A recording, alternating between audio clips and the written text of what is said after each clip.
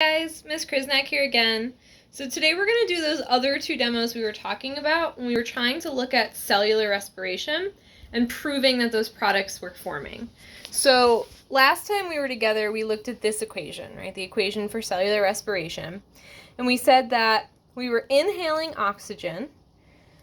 It was combining with the glucose or the sugar that was in our cells already, right? And it was forming these three products. Okay, it was forming carbon dioxide as a product, water as a product, and then energy. We talked about how it forms ATP energy and heat energy. And so last time, right, we focused on trying to prove that heat energy was actually being produced. And the way that we did this was we had our test tubes with our graduated cylinders. We poured in the same amount of water. We measured the temperature. We used our straw to blow bubbles into the water. And then we took the temperature again. And we saw that there was an overall rise in temperature, indicating that our exhaled breath did have a product of heat in it. So today we're going to be doing some sort simple experiments to kind of look at these other two products, trying to prove that carbon dioxide is definitely being formed, and that's something that we exhale, and that water is also a product of this equation. So the easier one to look at first is water. Okay, so if we are trying to prove that water is a product of cellular respiration, we're trying to prove that when we exhale out, that there is water in our breath. And an easy way to do this is to kind of just hold your hand up in front of your mouth and exhale, and you'll feel that it feels a little bit damp. A good visual way to see this is to take like a Ziploc bag and to zip part of it shut so that you only have like a little opening on the side, and then to exhale into the bag and zip it closed, and you'll see that it's kind of foggy, right? That there's some kind of like a steam in there. And when you open it up, it'll feel kind of damp and wet. There's like a condensation almost. Another easy way to see this is if you're to take a mirror and you're to exhale on the mirror. You can see that it fogs up, right? And you can, of course, kind of wipe that fog away, or it'll go away on its own over time, right? So those are some simple ways that we can kind of prove that water is definitely a product, right, of this equation. So we know that heat is being produced. We know that water is being produced. So the last thing that we have to prove is carbon dioxide. And the way that we can prove that carbon dioxide is being produced is with an indicator. Now, that word should sound familiar to you because we used a bunch of different types of indicators during our digestive unit. We used our indicators to prove that different enzymes were present. So this time, instead of proving that an enzyme is present, we're trying to prove that carbon dioxide is present. And the way that we can do that is by using this indicator called Bartholomew blue, and it is basically a pH indicator. So we've talked about pH before. We've talked about how it's this kind of number scale, and things closer to 0 are considered to be acidic, and things closer to 14, the higher numbers, are considered to be alkaline or basic, and that 7 is neutral, right in the middle. Right? So we go move this way, it's more acidic, move this way, it's more alkaline or more basic.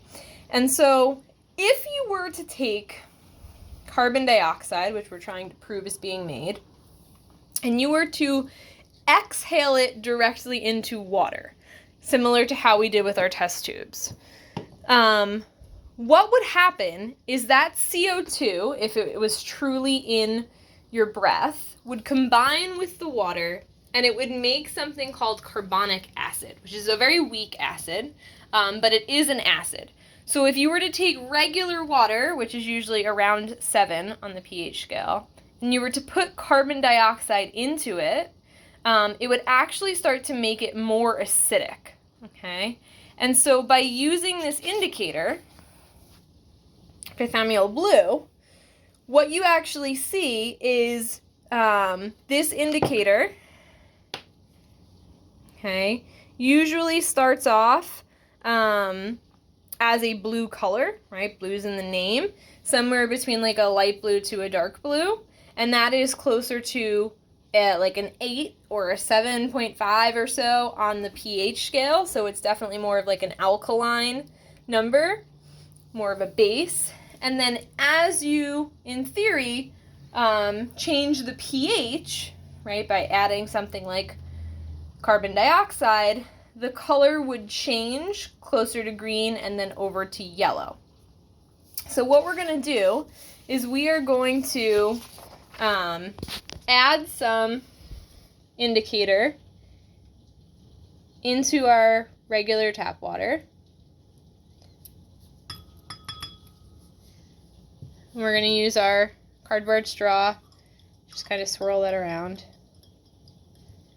so it's well mixed in. So you can see right now that this is like a nice kind of royal blue. Okay. If I were to then take this straw and start blowing bubbles into it, exhaling into it, we would assume that my breath would have carbon dioxide. That carbon dioxide would go directly into the water. It would mix with the water to create that weak carbonic acid, and we would start to see a color change from a blue color over to a green, and then eventually over to a yellow. So we're going to try to prove that that's actually what's happening. So I'm going to take my straw, I'm going to blow some bubbles.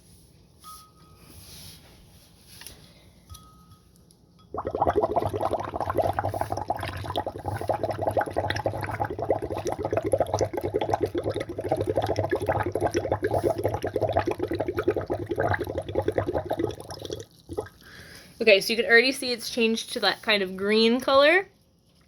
If I keep going,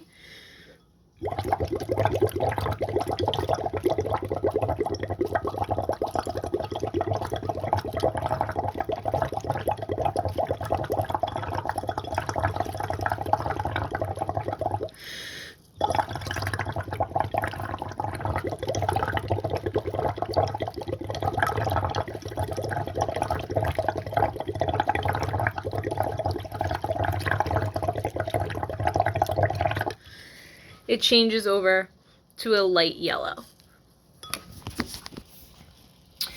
And that's showing us, right, that it started off more of a base, right, an alkaline number, and the pH slowly dropped lower and lower as it became more and more acidic, right?